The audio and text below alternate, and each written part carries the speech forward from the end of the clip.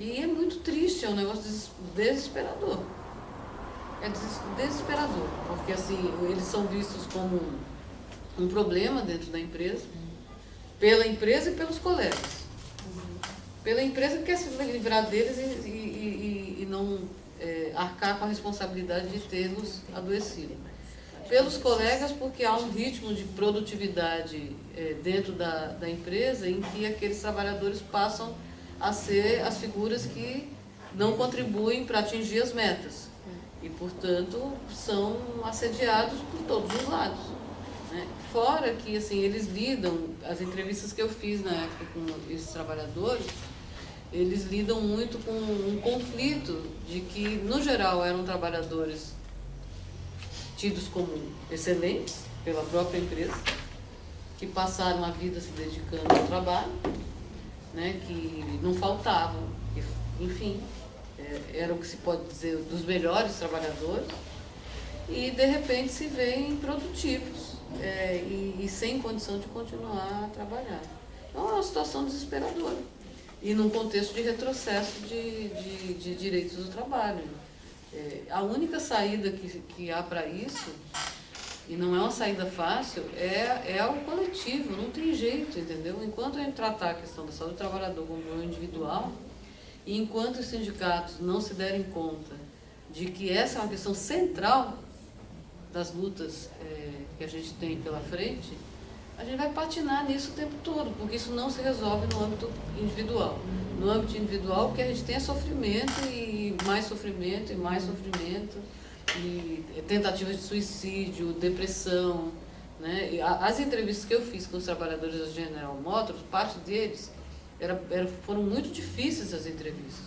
Eles começavam a chorar, a entrevista começava a rolar, e aí quando eles começavam a contar as histórias de vida deles e dos acidentes, era muito comum você. E olha que eu estou falando de homens de 40 anos por aí, 40 e poucos anos, né, que no geral, peão de fábrica, né, não choram, tem toda uma construção social aí de que eles não devem chorar, né? E era muito comum a coisa do choro brotar e vinha um monte de história, né? Foi muito difícil, né, o processo de entrevista. As histórias de assédio. Então, ou a gente encampa essa luta como uma luta coletiva, né, tira ela do âmbito individual, e aí tem que rever várias coisas, porque parte dos sindicatos contribuíram para essa situação. Aí vai discutir, por exemplo, a coisa da... primeiro, boa parte do processo de reestruturação produtiva foi feito em muitos lugares em acordo com os sindicatos, né? Todo foi implementado assim. Segundo, que quando você pega, eu tive a pachorra de ler vários acordos coletivos que tratam de participação de lucros e resultados, não existe nenhuma preocupação ali com a saúde do trabalhador. É meta, que aumenta a cada ano e que gera um X no final do ano. E aquilo praticamente substituiu o salário. E não é um problema só da iniciativa privada, está no serviço público também. Então, assim, é isso. Uma coisa que a gente acabou não falando, acho até por causa da correria do tempo, que é que a gente saiu do fenômeno do absenteísmo para o fenômeno do presenteísmo. E o cara vai trabalhar doente porque ele tem medo de ser mandado embora, ele não quer que ninguém saiba que ele está doente, então ele vai piorando a doença dele, porque ele não quer que ninguém saiba. Enfim, eu entrevistei um trabalhador um dia, vou ser breve, vou terminar, e foi muito curioso, porque eu tinha passado a manhã entrevistando trabalhadores que falavam de assédio dentro da empresa, e de repente peguei já no final do processo de entrevistas, em que eu perguntava para ele, perguntei para ele sobre se ele já tinha sofrido assédio. Ele disse, não, nunca sofri não. E era um trabalhador que tinha um monte de pinos, tá? Pino no corpo, tinha feito várias cirurgias, acho 3, 4 cirurgias, estava todo detonado, absolutamente detonado o corpo dele. Eu disse, não, nunca passei por assédio não. Eu disse, mas como que você faz, né? Porque você fez cirurgia, né? isso não te atrapalha? Tentei entender aquilo, né? Aquela negativa. Disse, olha, eu nunca me coloquei numa situação de não conseguir trabalhar. Disse, mas você consegue dar o mesmo ritmo de produção dos outros? Porque você está com o corpo todo com cirurgia, né? Eu consigo. Eu disse, mas como? Eu tomo Tramal. Então, eu tomo Tramal antes de trabalhar, mais analgésicos, não sei o que, outros analgésicos, e aí eu vou para a linha de produção. Produzo igual aos outros. E assim eu não sou assediada. Mas já era preventivo. Então, assim, é a loucura que virou isso, né? É óbvio que ele está piorando ainda mais a situação dele. E não por culpa dele, obviamente. Eu não estou aqui de forma alguma responsabilizando o trabalhador pela situação. Mas essa lógica do que se criou no local de trabalho, que a gente precisa romper com ela. A gente precisa restituir o coletivo. A coletividade precisa voltar, né? A gente precisa começar, por mais difícil que isso seja, a gente só consegue fazer isso se estiver sustentado pelo coletivo. A dizer não. Né? Porque é muito curioso, né? Você está no local de trabalho, todas as vezes que você resiste a algo, aí alguém diz assim, mas você não é. Você precisa ser mais flexível, né? Você precisa ser menos... tem uma expressão que eles usam, né? Radical. Não é nem radical, resistente à mudança. Né? Quando eu escuto isso, eu digo, eu sou mesmo. Eu acho que tem coisa que tem que mudar, tem outras que não. Né? A gente tem que começar Agora, fazer isso sozinho não dá, porque significa perder o emprego, muitas vezes. A única forma de fazer isso é fortalecer a coletividade. Né? E aí os sindicatos são importantes nesse sentido. Né? São importantes. Os coletivos dentro do local de trabalho e eles têm que estar ancorados às entidades sindicais. Né? E aí a gente precisa separar o que é a direção sindical da entidade sindical.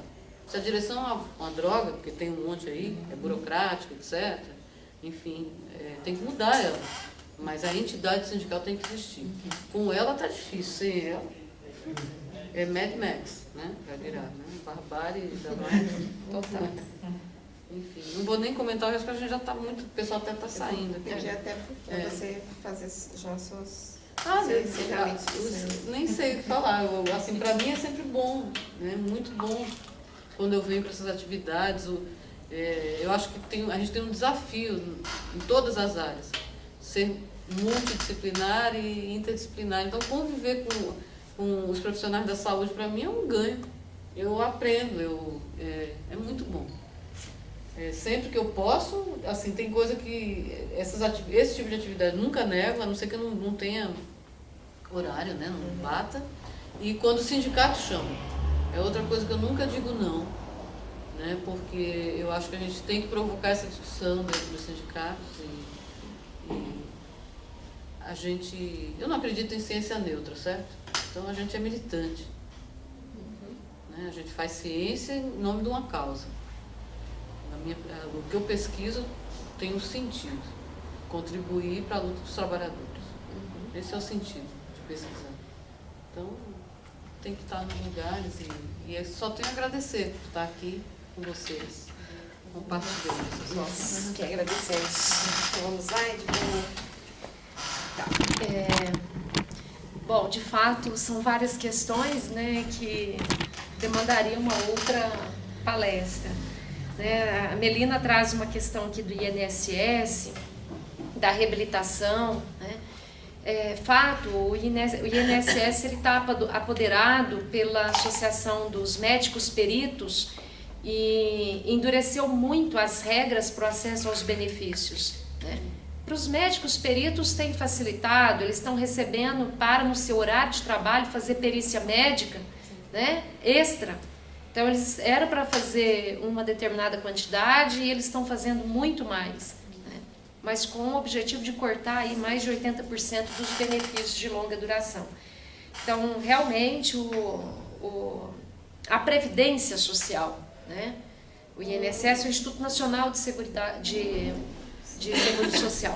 Né? A Previdência Social, o modo como ela está operacionalizando esses benefícios, ela está seguindo né, toda a normatização aí que vem da Secretaria, né, que está dentro do Ministério da Fazenda, Secretaria de Planejamento, isso tem hoje um foco, um mote, que é corte de gastos, não é mais a capacidade de oferecer segurança. Então, de fato, nós temos pessoas que estão adoecidas, que estão incapazes para o trabalho e estão sendo liberadas como se elas tivessem condições de trabalhar. Recente, na região de Juiz de Fora, uma senhora de 83 anos teve o build dela cancelado, que é o benefício de longa duração, né? Então veja, 83 anos, ela recebe há muito tempo, não aposentou por quê? Não contribuiu e tá, né, o problema, mas ela não tem como voltar a trabalhar. Ela que vai recorrer então.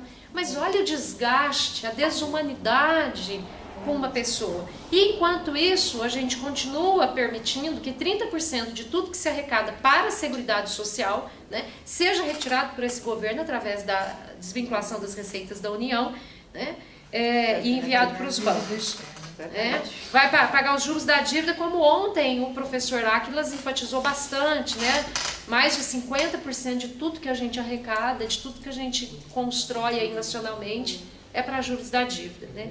E os impostos, as taxas, as contribuições sociais da Seguridade Social, elas são específicas, elas foram criadas para isso, né? Contribuições específicas. E o que eles fizeram? Criaram uma nova legislação permitindo essa retirada. Surge com o Fernando Henrique Cardoso, fundo de emergência, depois ganha esse nome que é mais coerente, que é a desvinculação das receitas da União. Que retira, então, o que a gente contribui. Ninguém pergunta quando você começa a trabalhar, você vai, né, quer contribuir, não sei o que e tal, né? Mas a grande parte da contribuição advém, inclusive, das folhas, né, de pagamento dos trabalhadores. Mas e a gente está contribuindo, esperando que tenha uma determinada segurança social, né? Quando você pega uma família, um idoso que tem uma aposentadoria, eu que sou assistente social, já vi muito isso, você tem ali pessoas dependentes. Esse avô, essa avó, ela está cuidando de um neto, está cuidando de uma outra pessoa, né? Então, quando você tira isso, você está também desequilibrando esse ambiente. Então, são crianças que vão mais precocemente para o mercado de trabalho, que perde aquele apoio que tinha, além do sofrimento próprio para o idoso, para a pessoa com deficiência, né? Para a pessoa que não consegue mais se vender no mercado de trabalho. Por quê? Porque ele perde a autonomia quando ele perde o salário, né? Então, ele fica mais subalternizado ali naquele contexto. Então, eu reconheço o que você coloca, mas é a linha do INSS, mas a gente não pode se calar. O DEJURS, a Edith Seligman traz, a partir do estudo do DEJURS e também de uma outra autora francesa, a questão do sofrimento ético, né? Que é essa coisa de você se ver diante de um trabalho que você está realizando, mas cuja função social ele totalmente independe da sua vontade, ele é desvirtuado. Então você está fazendo uma atividade que você não concorda, e isso gera realmente um sofrimento, um estresse, porque você está diante da pessoa, você reconhece a necessidade dela, né? Mas existem mecanismos para diminuir o gasto, é o superávit primário, tem que cortar, por quê? Porque quanto mais sobra, o governo passa o rodo, né? E oferece aí como amortização dos juros da dívida. Além disso, nós temos as desonerações também. Tá, bom, então a gente não tem mais tempo, eu acho que deveríamos fazer em um outro dia, quem sabe, uma discussão sobre a reforma trabalhista, porque ela entra em vigor em novembro, e eu acho que muitas pessoas não compreenderam ainda, né? Porque a propaganda que é divulgada é o seguinte: nossa, agora você pode negociar suas férias, né? Tem 3 vezes. Tá, todo mundo aqui quer ter férias fracionadas em 6 dias, nenhuma menor que 10, né? Tá, você quer fracionar. E dá para descansar? Dá para desligar? Nós somos humanos. Nós estamos envolvidos numa complexidade de relações que não nos permite desligar automaticamente daquilo que a gente vem fazendo, né? Ao longo aí de um período de 1 ano, às vezes até mais, né? Então, os trabalhadores estão sendo levados a acreditar que isso é moderno. Dividir as férias, fazer meia hora de refeição, porque agora, né? Imagina, porque o pessoal fica conversando mesmo. Agora, o tempo que o trabalhador tinha, por exemplo, quem trabalha na Desossa, indústria de frango, leva 15 minutos para tirar toda aquela parafernália da roupa, né? Só para tirar, não estou falando para chegar até o lugar e tal. Não, mas agora, isso é por conta do trabalhador, né? Não conta com tempo de trabalho. ele tem que usar essa roupa, tá, mas isso aí é problema dele, né? Então veja, isso foi vendido como ganho e na verdade são as perdas que a classe trabalhadora toda está tendo. Eu finalizo, né, não dá para entrar na questão do trabalho precoce, mas eu estou aqui de acordo com o que a professora Lucy trouxe, né, da questão do sindicato. Eu quero reforçar isso, porque mesmo que os sindicatos não estejam funcionando como deveriam, né, e no período aí da década de 2000 aderiu a uma conciliação de classes e a gente perdeu um pouco daquele embate, do questionamento, da denúncia, do afrontamento, né? Perdemos, ok. Ainda assim, é o sindicato, historicamente, que conseguiu organizar a luta em torno da jornada de trabalho, em torno das conquistas, dos ganhos, né, que a classe trabalhadora hoje ainda, né, pôde vivenciar. Férias, 13º, uma série de questões que envolvem as condições de trabalho, né, hora de descanso, toda a regulação para a hora que vai fazer hora extra, quantas horas é possível naquele período, né, qual que vai ser o valor, porque senão vai abusar, né, não vai contratar mais ninguém, põe o trabalhador até 18 horas aí, paga uma hora extra, não, tem que ter limite. Então quem fez isso, quem foi o organizador dessas demandas foi o sindicato. Então nós não podemos agora dizer, não, é o acordo individual, o acordo coletivo, porque ainda que ele fizesse acordo coletivo, ele só o fazia tendo como referente a legislação. Ele não podia fazer fora daquela lei, né? E agora não. Agora o acordo coletivo, se for benéfico, aquele caso que eu citei da Carmen Steffens, né, não foi autorizado pelo sindicato. Trabalhadores não foram demitidos, tá? O soldado do município não demitiu ninguém. Continuou pagando o mesmo salário, a fábrica não fechou, continua em expansão, né? Se tivesse a autonomia da comissão de fábrica, que inclusive a gente viu um vídeo do trabalhador, né, sendo duramente pressionado, né, com o dedo, falando assim, não, todo mundo vai ser demitido e vocês têm, né? Enfim, então nós tivemos aí ainda o trabalho do sindicato, né? Então nós não podemos jogar a água fora com a criança, não. É preciso pegar essa criança, cuidar dessa instituição, fazer autocrítica, vamos trabalhar, né? Então eu finalizo, tá? Quero dizer que foi uma alegria imensa, espero que a gente possa se encontrar em outros lugares, que a gente possa somar essa luta, né, de defender a saúde do trabalhador a partir dessa concepção mais ampla, né, de condições de vida, de modelo de sociabilidade, e que aí não é a sociedade do capital, né? Também quero agradecer a oportunidade de ter estado aqui com a professora Lucy. Eu conheço o livro dela, já o li, que ela editou pela Papel Social, né, que discute muito essa questão dos acidentes de trabalho, os dados, e foi um prazer imenso estar aqui hoje com você e com a Dionísia, né, que organizou essa mesa e esse momento. Muito obrigada pelo convite e por ter, né, propiciado aí esse momento. Obrigada a vocês. Obrigada também pela participação. Obrigada, meninas. Excelente. Ó, depois a gente vai ver como que ficou a filmagem.